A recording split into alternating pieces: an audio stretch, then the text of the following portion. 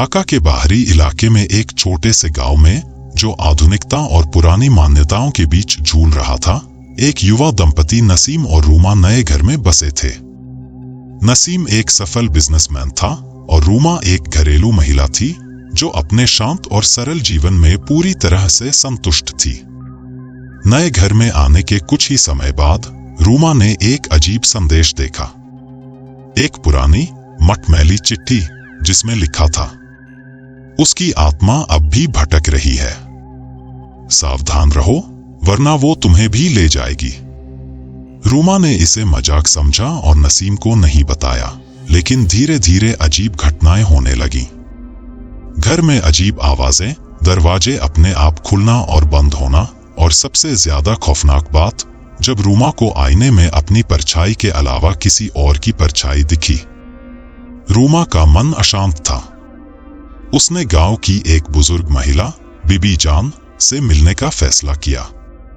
बीबी जान गांव की सबसे पुरानी सदस्य थी और उन्हें गांव की हर कहानी और हर रहस्य की जानकारी थी।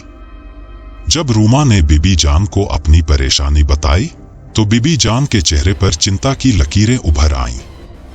यह शाकचुन्नी का काम है, बीबी जान ने धीमी आवाज में कहा। यहाँ कई साल पहले एक शाकचुन्नी रहती थी। वह एक ब्राह्मण की पत्नी थी जो अचानक मर गई थी, लेकिन उसकी आत्मा को शांति नहीं मिली। उसने उन महिलाओं की आत्माओं को कैद करना शुरू कर दिया जो उसके जैसी सुंदर और युवा थी, और जो कोई भी उसे देखने की हिम्मत करता उसे वह अपनी शिकार बना लेती। रूमा के रोंगटे खड़े हो गए। वह यह समझ नहीं पा रही थी कि यह सब किस प्रकार उसके साथ जुड़ा हुआ था। बीबी जान ने उसे एक प्राचीन ताबीज दिया और कहा, इसे हमेशा अपने पास रखना, यह तुम्हारी रक्षा करेगा। रूमा ने ताबीज अपने पास रख लिया, लेकिन घर में होने वाली अजीब घटनाएं बंद नहीं हुई। उल्टा अब नसीम भी इन्हें महसूस करने लगा था। एक रात जब नसीम और रूमा सो रहे थे, तभी एक जोरदार आवाज ने उन्हें जगा दिया। दरवाजा अपने आप खुल गया और ठंडी हवा का झोंका कमरे में घुस गया। कौन है? नसीम ने घबराते हुए पूछा, लेकिन कोई जवाब नहीं आया। फिर अचानक रूमा ने देखा कि आईने में वही परछाई फिर से दिखाई दी। इस बार परछाई ज्यादा साफ थी और उसमें एक महिला का चेहरा दिख रहा था, वही चेहरा जो उसने बीबी जान से सुना था। उस रात के बाद नसीम और रूमा ने फैसला किया कि वे इस घर में नहीं रहेंगे। लेकिन भाग्य का खेल ऐसा था कि वे अब कहीं और नहीं जा सकते थे। जिस दिन वे गांव छोड़ने की तैयारी कर रहे थे, रूमा अचानक बेहोश हो गई। उसे अजीब सपने आने लगे जिसमें वह खुद को शाकचुन्नी के रूप में देख रही थी, जो उसके शरीर पर कब्जा जमाने की कोशिश कर रही थी। नसीम रूमा की हालत से परेशान था और उसे किसी अच्छे डॉक्टर के पास ले जाने की सोच रहा था। लेकिन गांव के लोग अब उससे बात करने से कतराने लगे थे। किसी ने उसे बताया कि यह घर एक शापित भूमि पर बना है और जो कोई भी यहाँ रहता है वह शाकचुन्नी का शिकार बन जाता है। बीबी जान ने नसीम को बताया कि इस समस्या का हल एक तांत्रिक के पास हो सकता है जो गांव के बाहर एक घने जंगल में रहता है। नसीम ने बिना देर किए उस तांत्रिक से मिलने का फैसला किया। तांत्रिक, जिसकी आंखें गहरी और आवाज भारी थी, ने कहा, तुम्हारी पत्नी को शाकचुन्नी ने घेर लिया है। उसे बचाने के लिए हमें उस शाकचुन्नी की आत्मा को शांति देनी होगी। तांत्रिक ने नसीम और रूमा को एक विशेष रात को जंगल में आने का आदेश दिया। उसने कहा कि उस रात शाकचुन्नी की आत्मा सबसे ज्यादा शक्तिशाली होगी और उसी समय हम उसे हराने की कोशिश करेंगे। रात घिरने के साथ ही नसीम और रूमा तांत्रिक के साथ जंगल की ओर बढ़े। जैसे ही वे उस जगह पहुंचे, हवा में अचानक बदलाव आया। चारों ओर गहरी धुंध छा गई और एक अजीब सी गंध फैल गई। तांत्रिक ने अपने मंत्रोच्चारण शुरू किया, लेकिन अचानक हवा और तेज हो गई और उस धुंध के बीच एक आकृति उभरने लगी, वही शाकचुन्नी जिसने अब तक रूमा को अपने कब्जे में रखने की कोशिश की थी। शाकचुन्नी की आंखों में क्रोध और पीड़ा थी। उसकी चीखों से पूरा जंगल कांप उठा। तांत्रिक ने रूमा को पकड़कर शाकचुन्नी के सामने खड़ा कर दिया। अब या कभी नहीं, तांत्रिक ने चिल्लाया। रूमा, जिसे अब शाकचुन्नी का सामना करने का डर था, उसकी आंखों में देख रही थी, उसकी आत्मा को महसूस कर रही थी, उसकी पीड़ा को समझ रही थी। लेकिन जैसे ही रूमा ने अपनी आवाज में कांपते हुए कहा, तुम क्या चाहती हो, शाकचुन्नी ने उसकी ओर अपना हाथ बढ़ाया। और फिर तांत्रिक ने जोर से एक मंत्र पढ़ा जिसने शाकचुन्नी की आत्मा को बेबस कर दिया। लेकिन इससे पहले कि कोई कुछ समझ पाता, शाकचुन्नी ने रूमा को अपनी ओर खींच लिया और दोनों आत्माएं एक साथ मिल गईं। उसके बाद का दृश्य नसीम के लिए धुंधला था।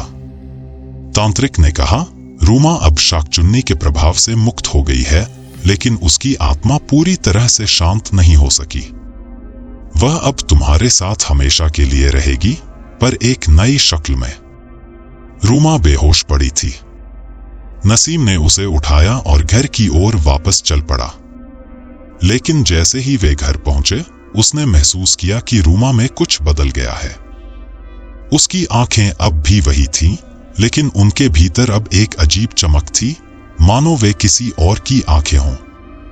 दिन बीतते गए, लेकिन नसीम ने महसूस किया कि रूमा अब पहले जैसी नहीं रही। वह रात में अजीब आवाजें करती, आईने में घूरती रहती और कभी कभी एक अनजान भाषा में बड़बड़ाती। और फिर एक दिन, जब नसीम घर में अकेला था, उसने रूमा को किसी से बात करते हुए सुना।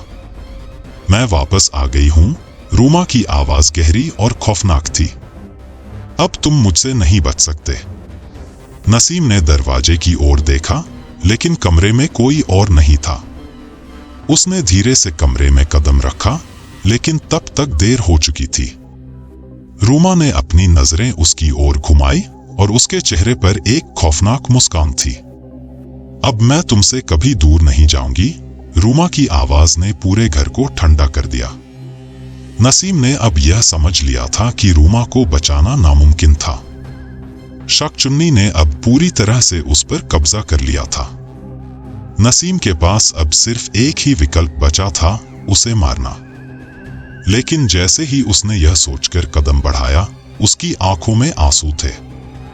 उसने कभी नहीं सोचा था कि उसे अपनी पत्नी के साथ ऐसा करना पड़ेगा। उसने धीरे से रूमा को गले लगाया और उसकी आंखों से बहते आंसू रूमा के कंधे पर गिरे। और तभी रूमा ने नसीम की ओर देखा और उसके कानों में एक आखिरी बात कही, अब बहुत देर हो चुकी है, तुम भी मेरे साथ आओगे। उसकी आवाज में एक भयंकर गूंज थी जिसने नसीम को स्थिर कर दिया। और इससे पहले कि वह कुछ कर पाता, उसने खुद को शाकचुन्नी के गिरफ्त में पाया। अगले दिन गांव वालों ने देखा कि नसीम और रूमा दोनों गायब थे। उनका घर खाली पड़ा था, लेकिन उसमें एक अजीब सन्नाटा था। कुछ लोगों का कहना था कि उन्होंने घर के अंदर से अजीब आवाजें सुनी और कुछ ने देखा कि उस घर के आईने में एक परछाई अभी भी नाच रही थी। वह घर अब भी उसी हालत में है। कोई भी उस घर के पास जाने की हिम्मत नहीं करता। कुछ लोग कहते हैं कि शाकचुन्नी और नसीम की आत्माएं अब भी उस घर में कैद हैं, और जो भी उस घर के पास जाता है वह कभी वापस नहीं आता। हर रात जब गांव के लोग अपने घरों में सोते हैं, वे दूर से उस घर में एक हल्की सी रोशनी देखते हैं। कुछ कहते हैं कि वह शाकचुन्नी की आत्मा की रोशनी है, जो अब भी अपने अगले शिकार की तलाश में है।